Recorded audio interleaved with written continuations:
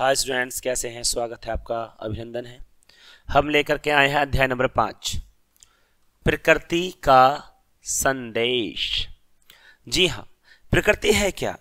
हमारे चारों तरफ जो आप देखते हैं, पेड़ पौधे, झरने, हवा, पानी, ये सब का मिला जुला जो एक रूप होता है वो प्रकृति कहलाता है ना।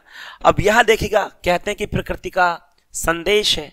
अब जो संदेश है उसमें क्या संदेश है वो देखेंगे, क्योंकि प्रकृति के अंतर्गत आप जो देख रहे हैं, मैंने भी बताया आपको, पेड़ पौधे हैं, झरने हैं, नदियां हैं, तालाब हैं, समुद्र हैं, पहाड़ हैं और गिरने वाली आपकी हिमखंडे हैं यानी कि बर्फ है, और जितना भी ये सब देखते हैं, बरसात है, चाहे दुनिया में कुछ भी हो रहा हो, वो सब प्रकृति ही है।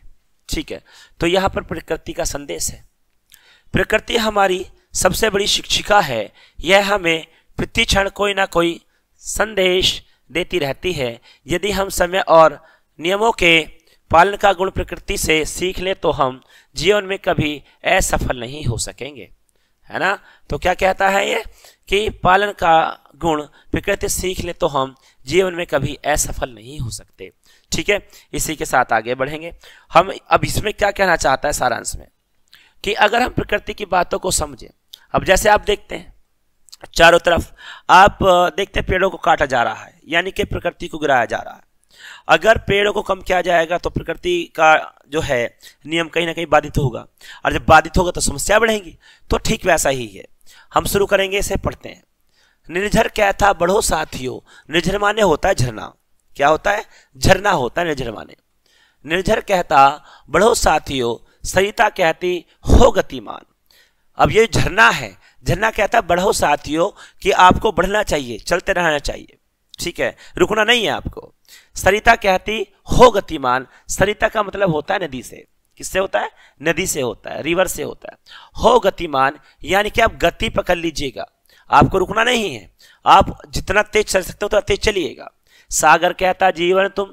सागर कहता जीवन तुम धैर्यशील और मनोमहान, और आप धैर्यशील हो जाइए, धैर्य रखने वाले हो जाइए। आपाधापी नहीं मचानी है, भागदौड़ नहीं मचानी है। कार्य जितना अच्छे से हो सकता है ध्यानपूर्वक करना है।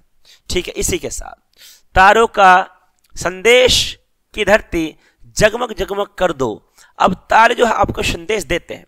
रात का समय होता है, अंधेरी रात होती है, चारों तरफ अंधकार ही अंधकार है, तम ही तम है, अंधेरा ही अंधेरा है।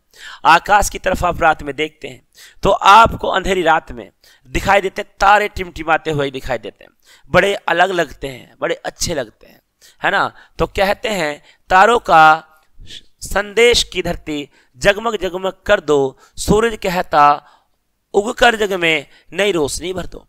अब तारे तो कह रहे हैं कि जगमग जगमग कर दीजिएगा, और सूरज कहता है कि जो है उगकर जग में नई रोशनी भर दो, कि आप उग आओ यानी कि निकल आओ, और आप इतना कुछ करके दिखाएं कि आप इस संसार में या अपने जीवन में या अपने समय में एक अलग ही रोशनी पैदा करो। लोग आपसे सीख लेना चाहें कि यार बनना है तो उसके जैसा बनना है और उसके जैसा हमें करना है। इसी के साथ में पौधे कहते इस दुनिया में हरियाली फैलाना है। अब जब पौधे हैं, पौधे भी हमें सिखाते हैं। पौधे में क्या सिखाते हैं? पौधे में सिखाते हैं जिधर देखो हरा ही हरा दिखाई देता है, फूल ही फूल दिखाई देते हैं, फल, पत्तियां, फूल, है ना, चारों तरफ जिधर जाएं अलग ही मौसम दिखाई देता है।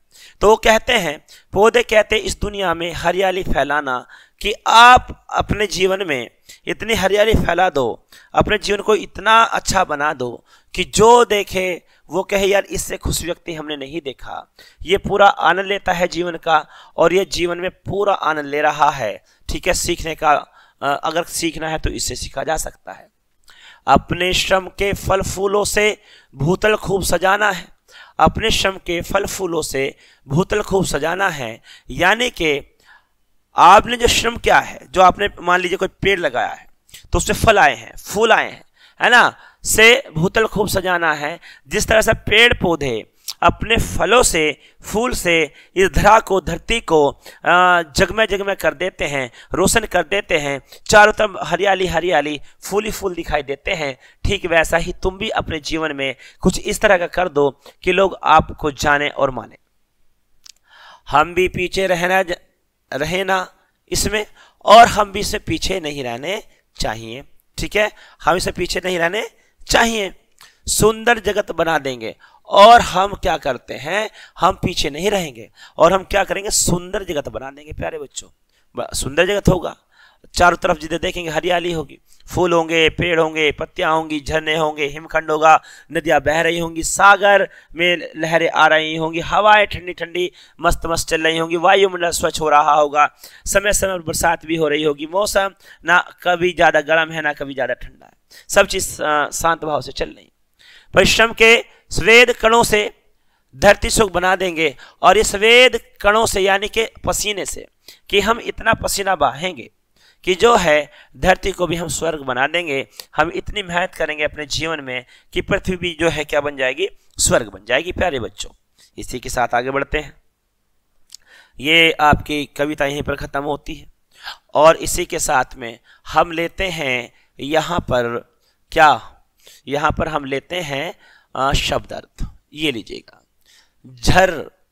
निर्झर माने होता है झरना, सरिता माने नदी होती है, गतिमान माने जिसमें गति हो, धैर्यशील धीरे रखने वाला, भूतल जमीन पृथ्वी, स्वेद कण पसीनों की बूंदे परिश्रम। तो ये थी आपकी कविता, जिसमें आपको सिखाया गया है कि हमें सागर के जैसा बनना चाहिए, प्रकृति के जैसा बनना चाहिए। प्रकृति हमें समय समय पर संदेश देती रहती है कि हम उसके जैसा बनना है, लेकिन हम नहीं समझते हैं, तो ये हम गलती कर रहे हैं। तो प्यारे बच्चों, इसी के साथ मैं लेता हूँ आपसे विदा, और मिलते हैं अगली क्लास में। तब तक के लिए गुड डे, गुड लक।